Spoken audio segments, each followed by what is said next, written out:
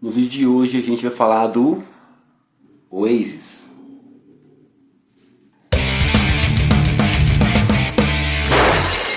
Coincidências do rock. No vídeo passado eu falei um pouquinho a respeito, do surgimento do Britpop, movimento que foi muito importante para impulsionar algumas bandas de rock lá na Inglaterra na década de 90. Falei um pouquinho sobre o The Verve, uma das bandas que emergiram juntamente com esse estilo. E hoje eu vou falar de uma banda que certamente ficou muito mais famosa, Foi a mais importante, a banda mais importante surgida com o Britpop. Estou falando do Oasis. Oasis, mundialmente conhecida como a banda dos irmãos Gallagher. Mas vai lembrar que os irmãos Gallagher foram inseridos na banda bem depois. Para a gente entender um pouquinho sobre o início, a formação do Oasis, vamos voltar lá para Manchester, no início dos anos 90, 1991. O Oasis foi formado inicialmente pelo baterista Tony McElroy, pelo guitarrista Paul McGuigan, pelo baixista Paul Arthurs e tinha como vocalista um rapaz chamado Chris Hutton. Mas diz que Paul Arthurs não estava satisfeito com o desempenho vocal dele e acabou recrutando para fazer um teste em um amigo de escola chamado Liam Gallagher, que acabou ficando. A chegada de Liam Gallagher representou mudanças para a banda.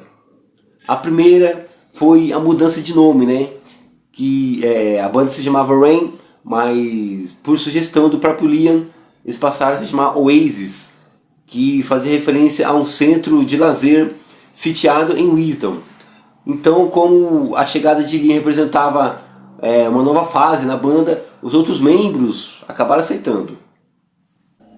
A banda fazia alguns ensaios, mas era visível a dificuldade que eles tinham para compor.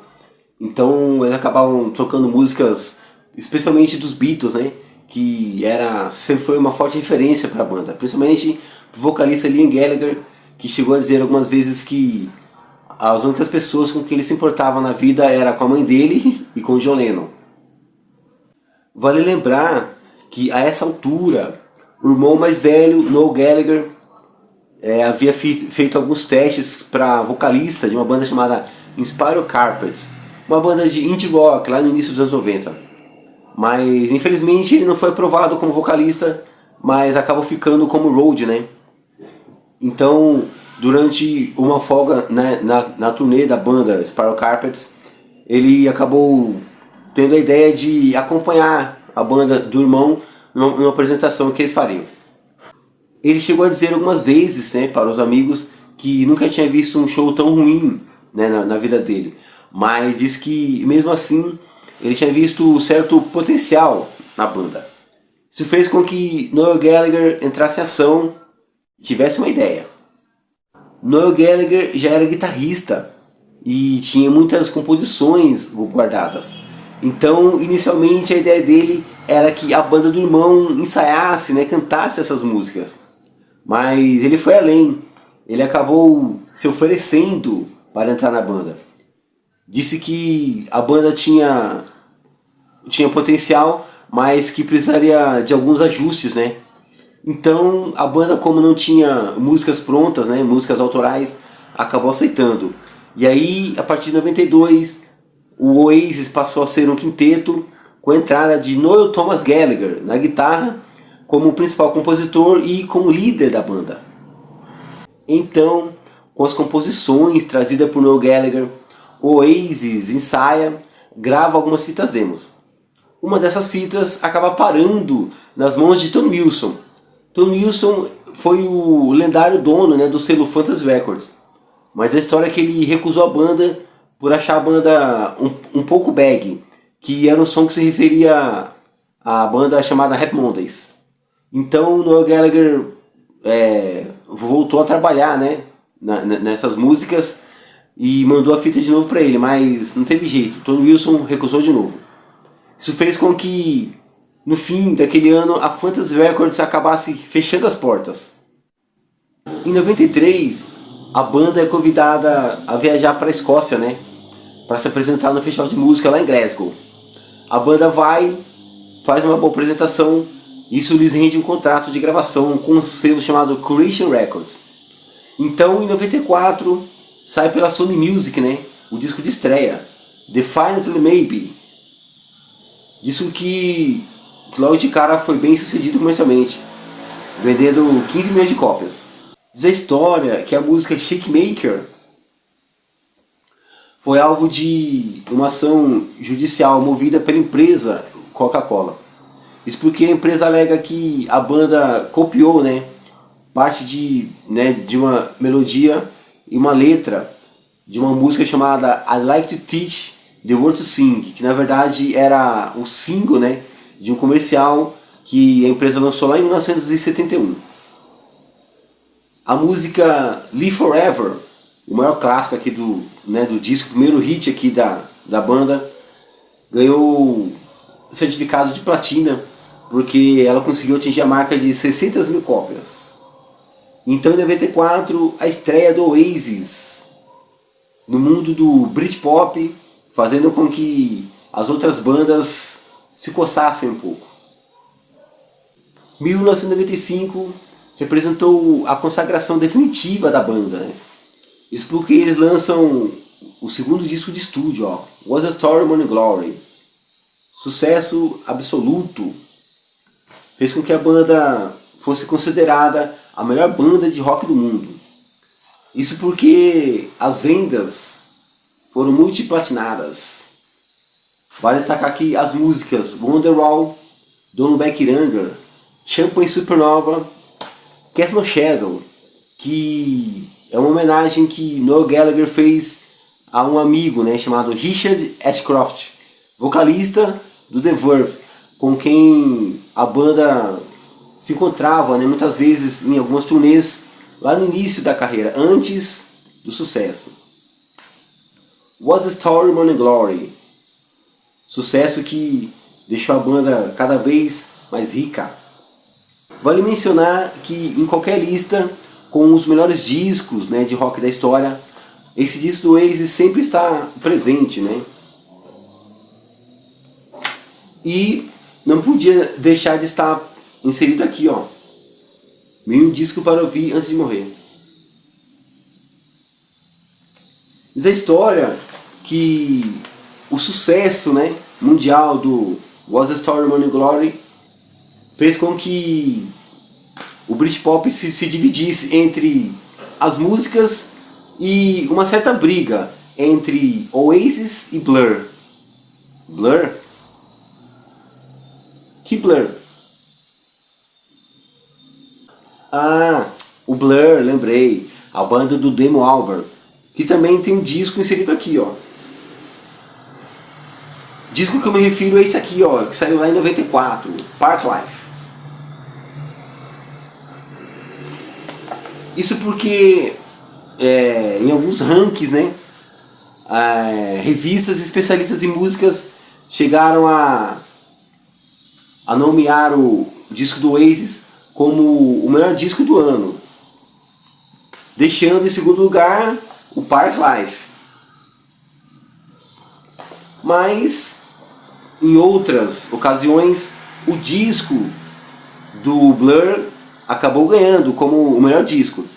Mas em 2006 a New Music Express considerou o disco do Oasis como um dos melhores discos de todos os tempos.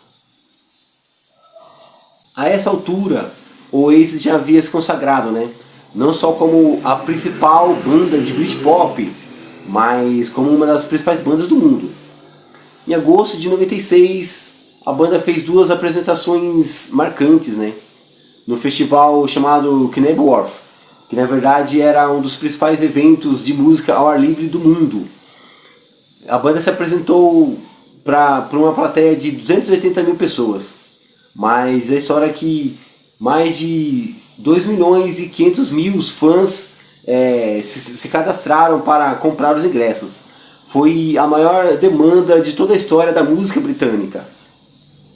A banda estava tão desgastada com a turnê do disco Was a Story, Money, Glory, que antes do lançamento do terceiro disco, Be Here Now, a banda decidiu tirar férias. Liam Gallagher havia comprado um iate e estava tendo uma affair com a modelo famosa daquela época, Kate Moss.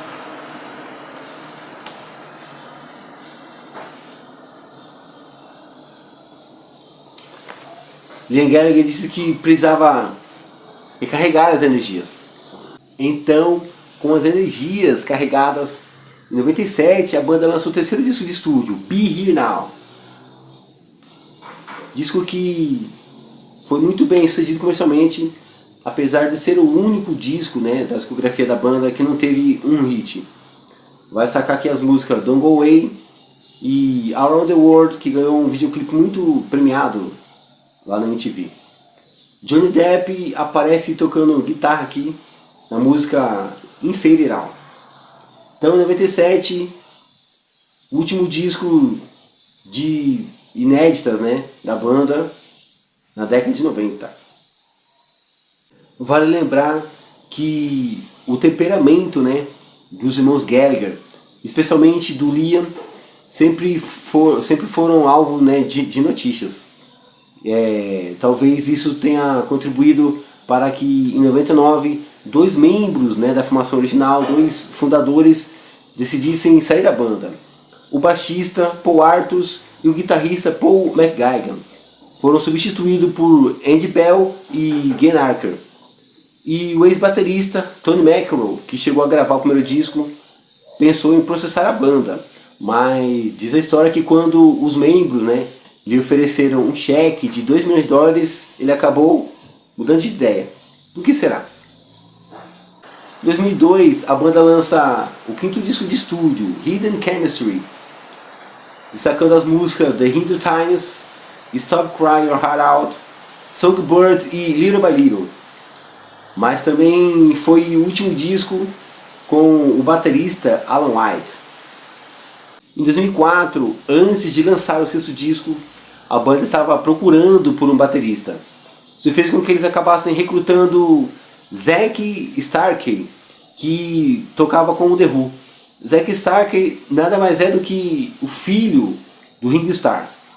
E em 2005, já com ele, né, assumindo as baquetas, a banda lança Don't Believe the Truth, destacando as músicas Laila e The Importance of Being Idle. Em 2008, o Oasis lança seu último disco de estúdio, Dig It All Your Soul. Como eu mencionei a respeito das constantes brigas, né, entre os irmãos Gallagher, Zack Starkey, no fim da turnê aqui do disco, decidiu pegar o boné e ir embora.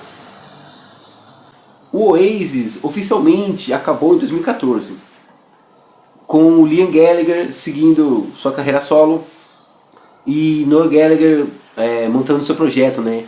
Noel Gallagher Flying Hairbirds, que teve muito mais repercussão e notoriedade do que a carreira solo do seu irmão mais novo. Claro, eu não preciso nem dizer que Liam Gallagher sempre teve ciúmes, né? Porque o irmão mais velho conseguia se sobressair. Pessoal, por hoje é só isso. Esse é o vídeo pra gente falar um pouquinho do Oasis, né? A melhor banda que surgiu ali juntamente com o movimento Britpop lá na década de 90. Eu espero que eu tenha contribuído para o conhecimento de vocês. Eu vou ficando por aqui e a gente se encontra no próximo vídeo.